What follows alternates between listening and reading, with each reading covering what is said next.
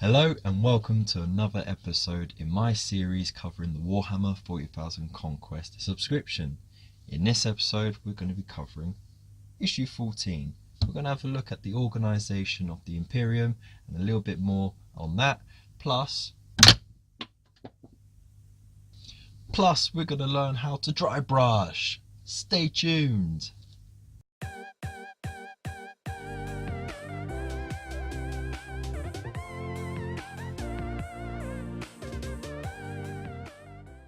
So before we get started, I just want to say thank you for subscribing.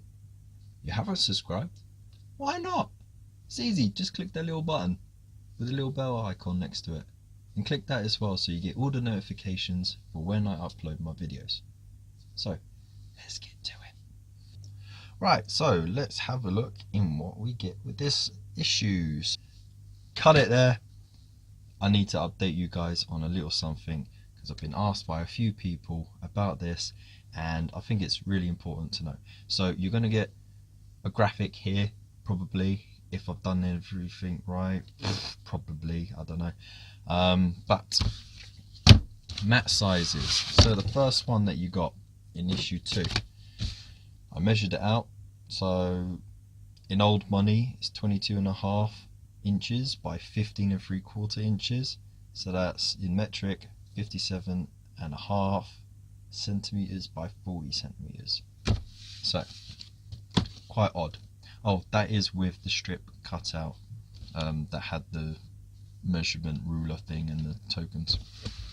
Right, then for the mat that you get in issue 17, I think it was, it's a lot larger. It's over double the size of the other one. It's 22.75 inches by 34.75 inches, which is 58 centimeters by 88 centimeters.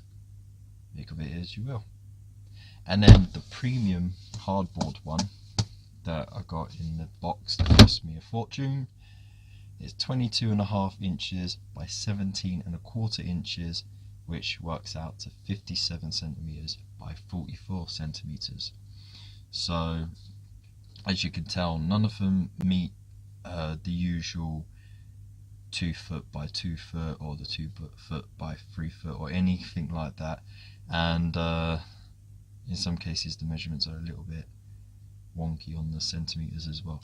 So there you have it. Enjoy. So first of all, we get a lovely pot of base paint called Mechanicus Standard Grey, which we're going to be using plenty of in the future. We also get a large dry brush, which I have already started using and I've showed you guys how to use in previous episodes. So if you haven't already, you will notice the difference big time in how quickly you'll get stuff painted. And then you also get the issue itself. So let's have a look inside. Right. So jumping into a bit of the history of the Imperium of Man. So we'll just read this little blurb. After more than 40,000 years of war and strife, humanity finds itself on the brink of extinction. Hostile aliens threaten the borders of the Imperium, whilst traitors threaten to corrupt from within. The human race's only chance of survival rests with the continuation of the ancient, cruel and bloody regime that is the Imperium. If there is any future at all, it is a grim one. So that really sort of helps to set the tone for the Imperium of Man. There's a little bit more history down here, I won't spoil it all, and that continues there. Life in the Imperium, just a quick little thing about what it's like to live there. And then we have the hierarchy of the Imperium. So you have the Emperor, and then you have the orbits of power. So essentially you have all these different organizations within the Imperium, and each one has its specific role. Some overlap others and some override others, and there are a lot of overlapping and underlapping factors. You'll find out later on that there have been many conflicts within the Imperium because of conflicting interests within those who are serving the Imperium's best interests.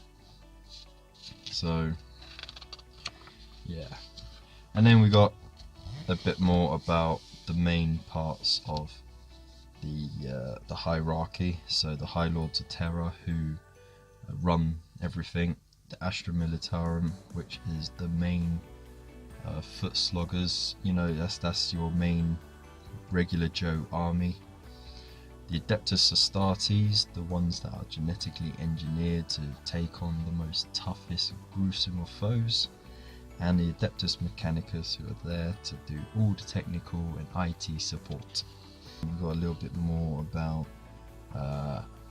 space travel and the perils of using regular and warp travel.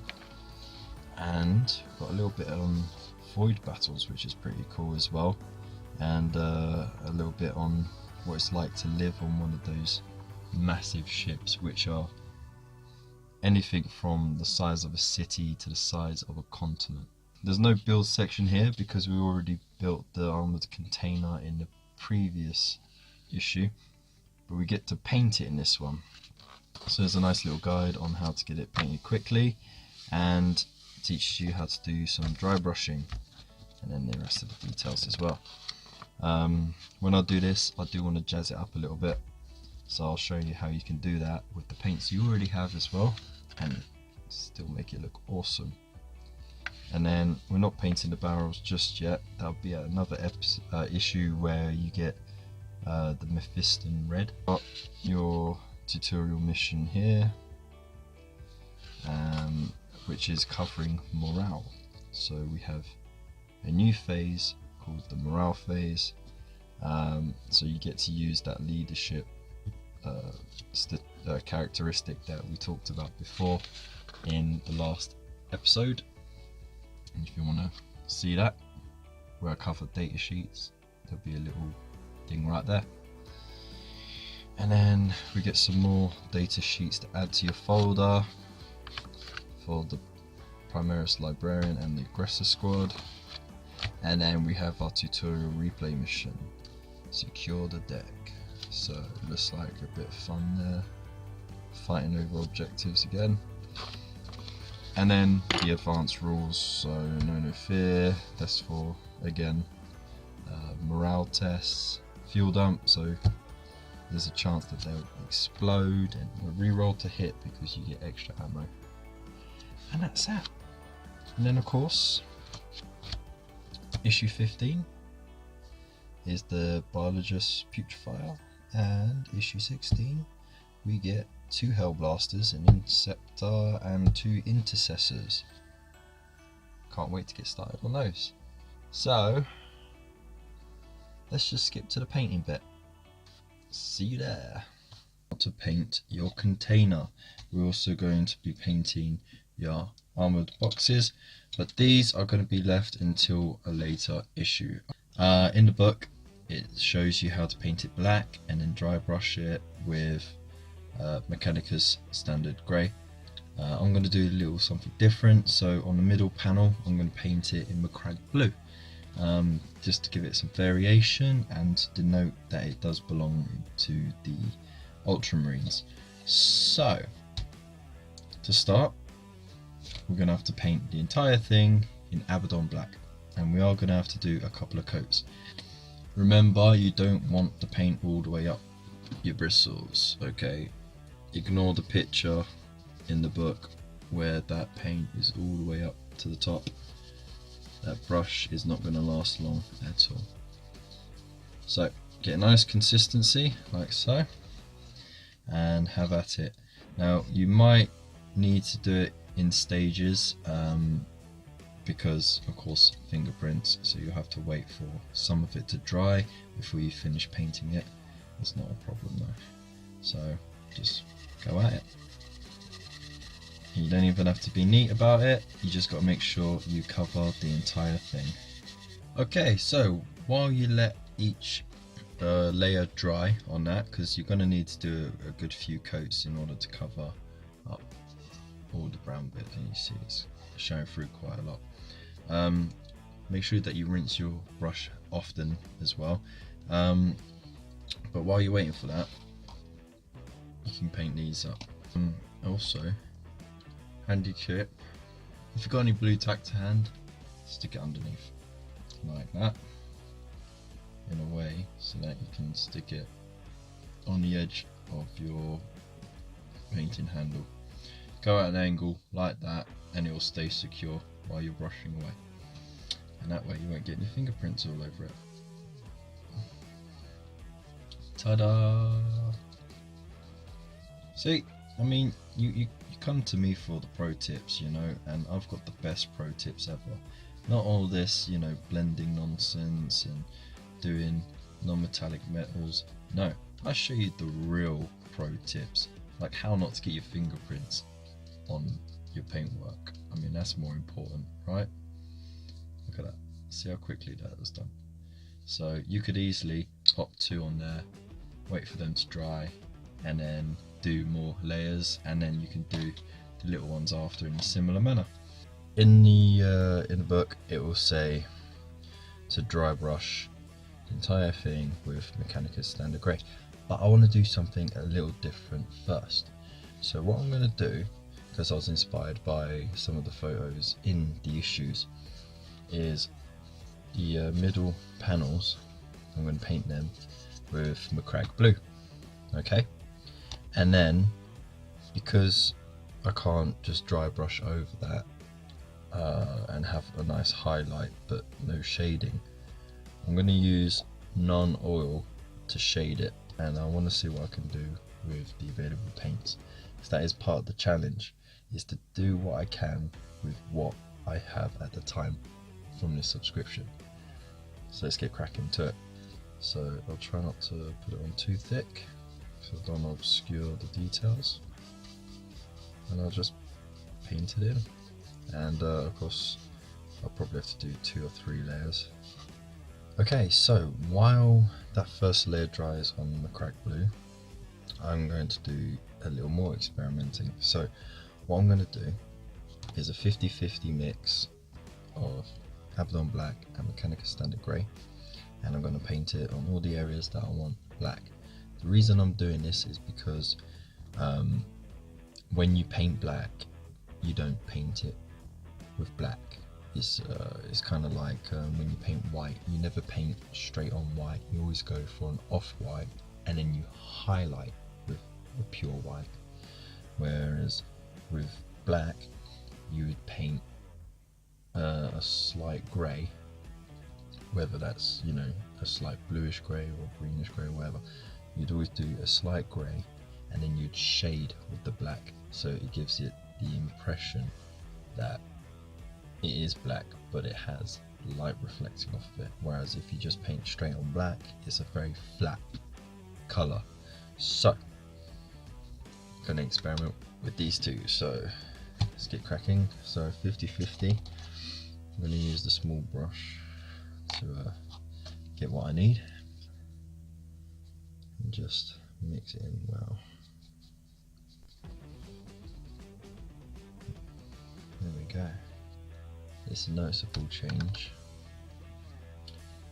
but it's not overly noticeable, it's very subtle. Right, so I'm going to do the rest of that and then I'll get back to you once I've finished doing both. So once you've done all that and it's dry, there's no point shading the grey because it's too dark, so it's not really going to show up well. I'll just show you. It doesn't really show up that well, it's just, it just makes it a bit shiny, so I don't want that effect at all. Just wipe that off, but I do want to darken this a blue. Remember, you don't want to leave these open because they are prone to be knocked over and spilling, so get all the shade you need. You can always go back for more. Make sure you close it and then go for it. So all you want to do is just trace the edges like that, all the boxes, and that will help just to give it that little extra shade in those recesses before we the dry brushing to highlight. So once that is dried, you can see that it's given a nice sort of extra depth to the colour and gives it a bit more of a grimy look as well, to add to the roughed up container look. So now we get to do dry brushing. Make sure you got a clean bit of kitchen towel. Make sure you've cleaned your brush and it's dry. You don't want it damp or wet. You get a little bit of your Mechanicus Standard Grey, this one, on your palette, and you just load up your brush with it like so. And then what you want to do, and it's going to seem dead crazy, is rub it all off on the kitchen towel until when you stroke across it, it just leaves a bit of a smudge. The reason you do this is because you just want to catch the raised areas and you want to build up the layer of the colour gradually. If you want to do a hard highlight, you could just paint all the edges, but that takes a lot of time. This is a quicker way of doing it and it's quite effective. Now you want to angle it so that you just catch the edges like so, and yeah, you just go at it. See, it's just caught all the raised areas and it looks a million times better already. On the flatter areas, just go quickly over them and it will catch all these raised areas, and it might leave just a little bit in the middle, which kind of sort of does a soft layering effect for you as well. So carry on doing that, and you could just build it up as you go. If you feel like you need it to be stronger, then just go back over it a bit more. You want to, if you're doing the blue like me, you just go straight over with it as well. The reason being is because if you dry brush the whole thing with the same colour, it helps to tie in all of it, and also because it's a grey, it's not going to look too weird on the blue. Alright, so once you have dry brushed the entire thing, it should look something like that. As you can see, it's caught all the edges nicely, and it's done the same with the blue as well, so it's helped to tie the whole thing in, and it's not overpowering on the blue or the black either, so it looks great. The next stages will be to paint in the details, so the little skulls, you could do silver, the panel as well, the lights, and you could do the little framework on the lights if you wish. The Aquila, your storm bolters up, so that's all going to be bolt gun metal, and then some of it will be Abdon black, and then you can wash the bolt gun silver with Nuln oil. It's just doing the Aquila with some gold and then giving that a wash of Agrax Earthshade as well. Something called edge highlighting, but essentially you get some of the paint that you want to highlight and you just go along sideways along the edge of the colour, and you go along the sharpest edges like so with the side of your brush. So it's all about angling it right. Ooh, you get it wrong, just put your finger and rub it off. So thank you very much for joining me for this episode. Here's a picture of the final product with some models to make it look fancy. I hope you find the additional information interesting as well and inspiring, and I really do want to see your pictures as well. So if you get a chance, hit me up on Instagram. I'm here on Twitter and on Facebook, and just tag me and let me see what you've done so far. I am also now on Patreon, where literally just $1 a month, which is like 76p, 77p, something like that. You can help sponsor the channel. You'll get full credit for that, and you'll help to boost the quality of this channel, because every penny that I do get will be put back into the channel to help improve it. So thank you very much for subscribing if you have done, and thank you to those who go on to sponsoring me on Patreon. It would mean the world to me. So thank you very much for joining me, and do remember that idleness leads to heresy. So I'll see you next time.